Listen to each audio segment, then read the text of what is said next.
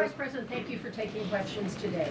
Is there a risk with you describing her as a deranged leftist, talking about very specific facts of these events, when an investigation is just beginning? Are you preempting a thorough investigation by drawing such conclusions? And have you received any information beyond the videos we've seen publicly about this individual, her specific acts, that has informed your point of view?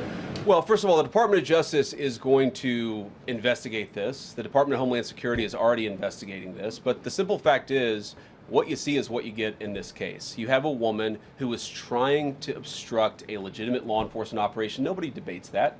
You have a woman who aimed her car at a law enforcement officer and pressed on the accelerator. Nobody debates that. I can believe that her death is a tragedy, while also recognizing that it's a tragedy of her own making and a tragedy of the far left, who has marshaled an entire movement, a lunatic fringe, against our law enforcement officers.